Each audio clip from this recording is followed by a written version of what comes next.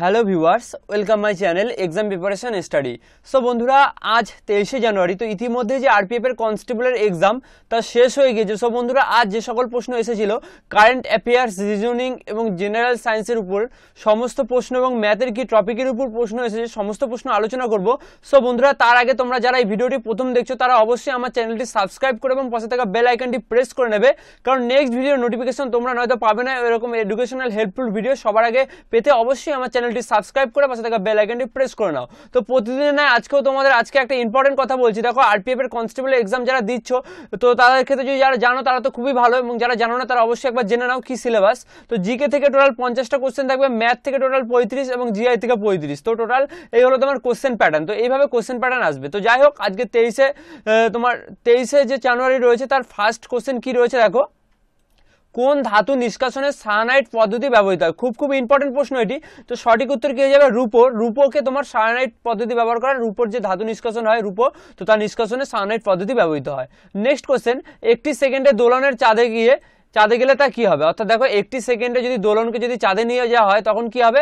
দোলনকাল তোমার আস্তে হয়ে যাবে। তো প্রশ্নটা একটু লিখতে আমি মিস্টেক করেছি। তো একটি সেকেন্ড অর্থাৎ 1 সেকেন্ডে যদি দোলনকে চাঁদে নিয়ে গেলে তা কি হবে, কি পরিবর্তন হবে? আস্তে হবে, বেড়ে যাবে, একই থাকবে, কোনো পরিবর্তন হবে না। তো সেই ক্ষেত্রে আসতে হবে। তো নেক্সট কোশ্চেন চলে যাবো, সালোক সংশ্লেষে সর্বাপেক্ষা সক্রিয় হয় কোন আলোতে? খুব ইম্পর্টেন্ট প্রশ্ন এবং খুবই ইজি প্রশ্ন এটি। তো সঠিক উত্তর কি হয়ে যাবে? লাল আলো। দেখতেই পাচ্ছ খুব সোজা প্রশ্ন দিচ্ছে। তো সেই ক্ষেত্রে অনেক প্রশ্ন রিপিট হচ্ছে। তো তোমরা যারা রেগুলার ফলো করছো তারা বুঝতে পারবে যে কত প্রশ্ন রিপিট হয় প্রতিদিন। তো যাই হোক, নেক্সট কোশ্চেন, বনস্পতি শিল্প উৎপাদনে কোন প্রভাবক ব্যবহৃত হয়? তো বনস্পতি শিল্প উৎপাদনে কোন প্রভাবক ব্যবহৃত হয়? খুবই ইজি প্রশ্ন। তো নিকেল হয়ে যাবে সঠিক উত্তর। Next question, Aga Khan cup কোন খেলার সঙ্গে যুক্ত? তো আগা খান কাপ কোন খেলার সঙ্গে যুক্ত? হকি হয়ে যাবে সঠিক উত্তর। নেক্সট কোশ্চেন, ইন্টারপোলের সদর দপ্তর কোথায় অবস্থিত? তো ইন্টারপোলের সদর দপ্তর কোথায় অবস্থিত? ফ্রান্স। তো খুব ইম্পর্টেন্ট প্রশ্ন এটি। তো এরকম ধরনের প্রত্যেকটা প্রশ্ন ইম্পর্টেন্ট, এটা ভেরি ইম্পর্টেন্ট প্রশ্ন। প্রত্যেকটা প্রশ্ন তোমরা ভালো করে দেখে নাও। Next question, the golden girl বইটির রচয়িতাকে? তো খুব ইম্পর্টেন্ট প্রশ্ন এটি। তো পিটি ঊষা, তো তিনি হলেন গোল্ডেন গার্ল বইটির রচয়িতা। নেক্সট কোশ্চেন কি আছে দেখো, ব্রাজিল কতবার বিশ্বকাপ জয় করেছে? তো এই প্রশ্নটা যারা একটু ফুটবল প্রেমী, অর্থাৎ ফুটবল সম্বন্ধে যাদের একটু হলো ভালোবাসা বা ধ্যান ধারণা আরও রয়েছে এবং ফুটবল খেলা দেখতে যারা ভালোবাসো, তারা এই প্রশ্নটার কোশ্চেন ইজিভাবে পারবে। এবং যারা দেখেছো এবং অর্থাৎ যারা ভালোও না বাসো, সেই ক্ষেত্রেও তোমরা এই প্রশ্নটা পারবে, কারণ এটা খুবই কমন প্রশ্ন এবং ইজি প্রশ্ন। তো সেই ক্ষেত্রে হয়ে যাবে 5 বার। তো ব্রাজিল বিশ্বকাপ জিতেছে। নেক্সট কোশ্চেন, ম্যাকমোহন লাইন কোন দুটি দেশের মধ্যে সীমারেখা চিহ্নিত করে? এই প্রশ্নটা এখনো অবধি তোমার অনেক রকম এক্সামে, অনেক রকম কম্পারেটিভ এক্সামে তোমার 3 থেকে 4 বার এসেছে। তোমার যে গ্রুপ ডির এক্সাম হয়েছে সেখানে এসেছে, তবে আরপিএফ এর এসআই এর যে এক্সাম হয়ে গেছে সেখানে, অর্থাৎ সাব ইন্সপেক্টর এক্সামে চলে এসেছে। তো আজকে আবার কনস্টেবলের এক্সামে এলো। তো সেই ক্ষেত্রে কনস্টেবল এক্সামে মনে হয় দুবার, আজকে নিয়ে দুবার রিপিট হচ্ছে। তো সেই ক্ষেত্রে দেখতেই পাচ্ছ এই ধরনের প্রশ্ন কতবার রিপিট হয়। নেক্সট কোশ্চেন, অক্সিজেন কোথায় থাকে? তো অক্সিজেন কোথায় থাকে? তো মাইটোকন্ড্রিয়া অক্সিজেনের অবস্থান। তো সঠিক উত্তর কি হয়ে যাবে? মাইটোকন্ড্রিয়া। নেক্সট কোশ্চেন, ভারতের সংবিধানের কোন ধারার সাহায্যে অনুদানের ব্যবস্থা আছে? তো ভারতের সংবিধানে দুটি ধারায় অনুদানের ব্যবস্থা আছে, একটা হলো 275 এবং 282। তো সংবিধান থেকে প্রচুর পরিমাণে প্রশ্ন আসছে। তো সেই ক্ষেত্রে তোমরা সংবিধান চ্যাপ্টারটা একটু ভালো করে দেখে নেবে যে ইজি প্রশ্নগুলো। নেক্সট কোশ্চেন, জাতীয় আয় পরিমাপ পদ্ধতি কে আবিষ্কার করেন? অর্থাৎ আবিষ্কার কে করেছেন? তো আবিষ্কার করেন কে? সাইমন কুজনেট, যিনি জাতীয় আয় পরিমাপ পদ্ধতি আবিষ্কার করেন। নেক্সট কোশ্চেন, ক্রেতা সুরক্ষা আইন কত সালে চালু হয়? তো ক্রেতা সুরক্ষা আইন কত সালে চালু হয়? 1986 সালে ক্রেতা সুরক্ষা আইন চালু হয়। নেক্সট কোশ্চেন, হ্যানয় কোন দেশের রাজধানী? তো হ্যানয় কোন দেশের রাজধানী? দেখো, অনেক সময় আসে কি ভিয়েতনামের রাজধানী কি, তখন সেই ক্ষেত্রে হ্যানয় করতে হয়। তারপর এছাড়া তোমার অস্ট্রেলিয়া, নিউজিল্যান্ড, তারপর তোমার যে বাংলাদেশ, তারপর তোমার নেপাল, ভুটান, পাশাপাশি মায়ানমার এই সংক্রান্তিত, তারপর চীন, তারপর হচ্ছে তোমার ব্রাজিল, আর্জেন্টিনা, পর্তুগাল, মোটামুটি পাশাপাশি ইম্পর্টেন্ট যে রাজ্যগুলো সেগুলো তোমার ক্যাপিটালগুলো মোটামুটি দেখে নেবে, কারণ প্রচুর পরিমাণে ক্যাপিটাল আসছে তোমার কনস্টেবলের এক্সামে। তো ভিয়েতনাম হয়ে যাবে সঠিক উত্তর। নেক্সট কোশ্চেন, সিকান্দার শাহর কোথায় ছিল? অর্থাৎ সিকান্দার শাহর রাজধানী কোথায় ছিল? তো একটু টাইপিং মিস্টেক হয়ে গেছে। তো সিকান্দার শাহ তিনার রাজধানী কোথায় ছিল? তার রাজধানী ছিল কি? পান্ডুয়া। সিকান্দার শাহর রাজধানী কোথায় ছিল? পান্ডুয়া। অর্থাৎ সিকান্দার শাহ কোথাকার ক্যাপিটালে, অর্থাৎ সিকান্দার শাহ তার ক্যাপিটাল কোথায় ছিল? অর্থাৎ তিনি যে পরিচালনা করতেন, তো তার যে ক্যাপিটাল, তো মূল রাজধানী সেটা কোথায় ছিল?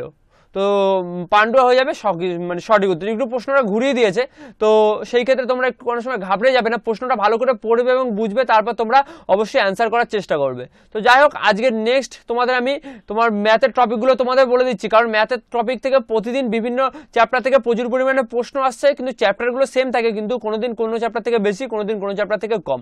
তো ম্যাথের টপিকগুলো তোমাদের সঙ্গে একটু আলোচনা করে দিচ্ছি। দেখো, নল চৌবাচ্চা থেকে আজকে প্রশ্ন এসেছে, তারপর দিন কার্য থেকেও প্রশ্ন এসেছে। দেখো প্রপার কতগুলো প্রশ্ন আসে সেই সম্বন্ধে যদি একটা ধারণা করে আমি প্রতিদিন বলে দিই, তো আজকে মোটামুটি টপিকগুলো সবাই বলে দিচ্ছে, বলছে যে প্রচুর প্রশ্ন আসে। তো সেই ক্ষেত্রে মোটামুটি প্রত্যেকটা চ্যাপ্টারই খুব ইম্পর্টেন্ট। নল চৌবাচ্চা, দিন কার্য, জটিল সুদ থেকে প্রশ্ন এসেছে। দেখো এর আগের দিন সরল সুদ থেকে এসেছে, আজকে জটিল সুদ থেকে একটি প্রশ্ন এসেছে। তো দেখতে পাচ্ছ একটি আমি উল্লেখ করে দিলাম, যেহেতু আমি কালেক্ট করতে পেরেছি এবং জিজ্ঞাসা করে ওরা শিওর কনফার্ম হয়ে বলতে পেরেছে। তো সেই ক্ষেত্রে তারপরে গ্রাফ সম্বন্ধে প্রশ্ন এসেছে। নেক্সট কোশ্চেন, নাম্বার সিস্টেম থেকে 3টি প্রশ্ন এসেছে। তো নাম্বার সিস্টেম চ্যাপ্টারটা খুবই ইম্পর্টেন্ট চ্যাপ্টার তোমার ম্যাথের। তো এই ক্ষেত্রে নাম্বার সিস্টেম চ্যাপ্টারটা তোমরা অবশ্যই একটু করে নেবে। তারপর কি নেক্সট কোশ্চেন, দেখো আগের দিনে এই প্রশ্নটা এসেছে, তো খুব ইম্পর্টেন্ট প্রশ্ন, মানে একই প্রশ্ন।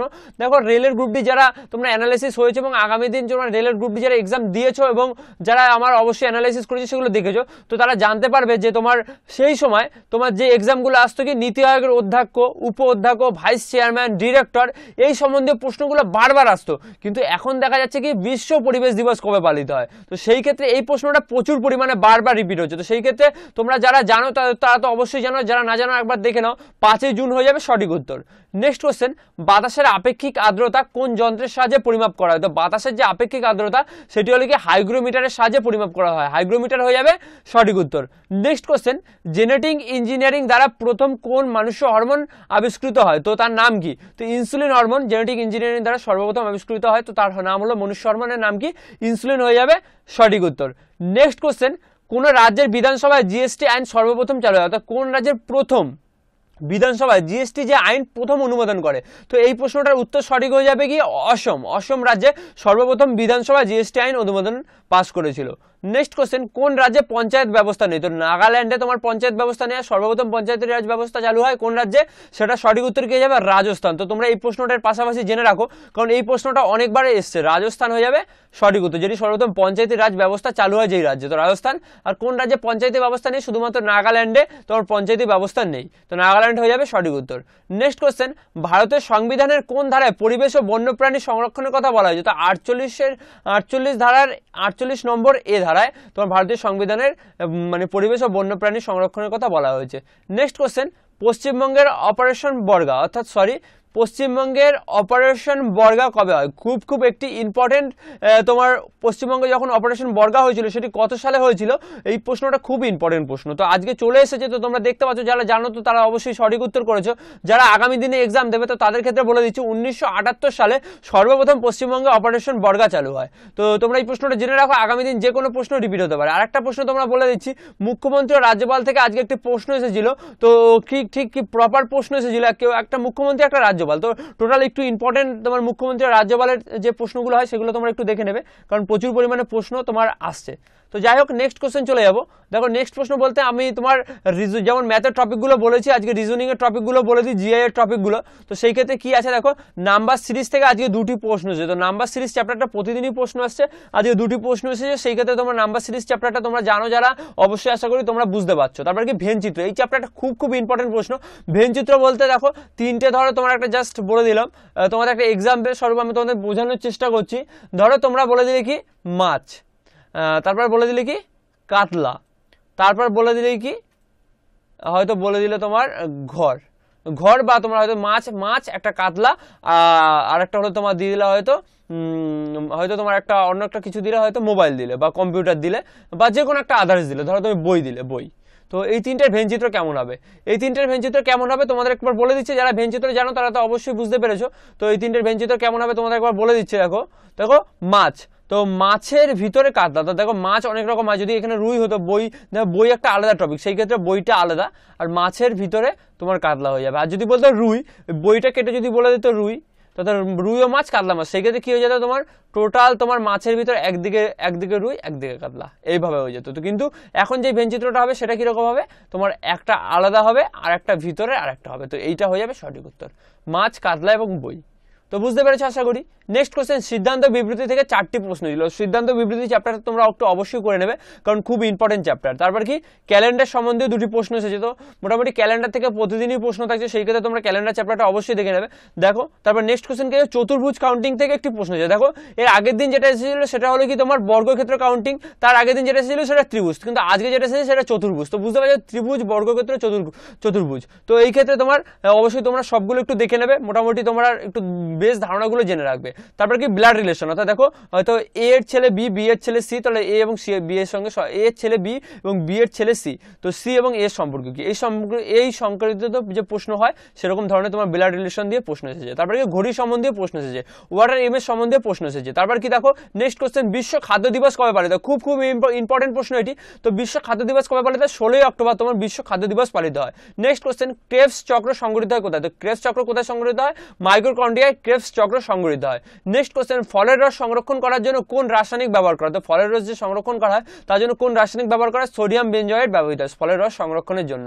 খুব খুব ইম্পর্টেন্ট প্রশ্ন, এটা আগামী দিনে রিপিট হতে পারে, সেই ক্ষেত্রে অবশ্যই তোমরা দেখে নাও। সো বন্ধুরা একটা কথা তোমাদের ইম্পর্টেন্ট কথা যেটা বলবো, তো নেক্সট কোশ্চেন যাওয়ার আগে, সেটা হলো কি বন্ধুরা যারা প্রিভিয়াস ভিডিওগুলো যারা দেখোনি, অর্থাৎ এসআই এবং কনস্টেবল কোশ্চেন রিভিউ প্রতিদিন যেদিন এক্সাম হয়েছে এসআই এবং কনস্টেবলের, সেই ভিডিওগুলো আমি প্রতিদিন অ্যানালাইসিস করেছি। সেই ক্ষেত্রে এসআই ও কনস্টেবলের যেহেতু সিলেবাস এক, সেহেতু কোশ্চেন প্যাটার্ন এক, তো সেই ক্ষেত্রে এসআই এর অনেক প্রশ্ন কনস্টেবলের রিপিট হচ্ছে। তো সেই ক্ষেত্রে আমি একসাথে এসআই এবং কনস্টেবলের কোশ্চেন রিভিউর একটা লিঙ্ক আমি এই ভিডিওর ডেসক্রিপশনে দিয়ে দেবো, প্লে লিস্টের লিঙ্ক। প্রত্যেক দিন যেদিন এক্সাম হয়েছে প্রত্যেক দিন তোমরা সেই মানে যে এক্সাম হয়েছে তার প্রতিটা ভিডিও তোমরা পেয়ে যাবে সেই লিঙ্কে ক্লিক করে। তো সেই লিঙ্কের যেটা তোমার নাম সেটা হলো কি তোমার কি আছে RPF SI and constable exam question review, RPF SI and constable exam question review. এবং পাশে একটা লিঙ্ক পাবে, লিঙ্কের পাশে তোমরা ক্লিক করবে, দেখবে যতদিন এক্সাম হয়েছে এসআই অর্থাৎ সাব ইন্সপেক্টর এবং কনস্টেবলের প্রত্যেকটা ভিডিও তোমাদের সামনে চলে আসছে, এবং তোমরা সেগুলো যদি দেখে নাও তো আগামী দিনে যাদের কনস্টেবলের এক্সাম রয়েছে তো সেই ক্ষেত্রে তোমরা বুঝতে পেরে যাবে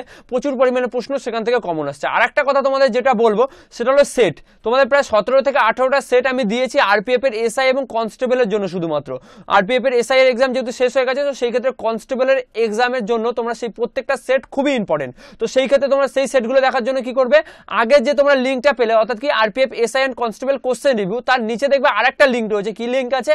RPF SI question important question with PDF. তো সেই লিঙ্কে ক্লিক করবে, লিঙ্কে ক্লিক করার পর দেখবে প্রত্যেকটা প্রায় 17 থেকে 18টা সেট তোমাদের সামনে চলে আসবে। তো প্রত্যেকটা পিডিএফ রয়েছে, তো পিডিএফ তোমরা ডাউনলোড করে নেবে সেখান থেকে। তো পিডিএফগুলো ডাউনলোড করে নেবে, কারণ দেখো পিডিএফ ডাউনলোড করলে তোমাদের অবশ্যই সেগুলো থেকে কাজে লাগবে। তো অবশ্যই তোমরা পিডিএফ ডাউনলোড করে নেবে। তো যাই হোক সেখান থেকে অবশ্যই তোমরা আশা করি দেখে নেবে।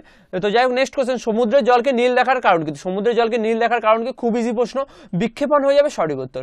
নেক্সট কোশ্চেন, বীরবল কোন লেখকের ছদ্মনাম? একটা সাহিত্য থেকে প্রশ্ন দিয়েছে, তো সেই ক্ষেত্রে কি হয়ে যাবে প্রমথ চৌধুরী, তোমার মানে বীরবল হলো তার ছদ্মনাম, অর্থাৎ প্রমথ চৌধুরী যিনি তার ছদ্মনাম হলো বীরবল।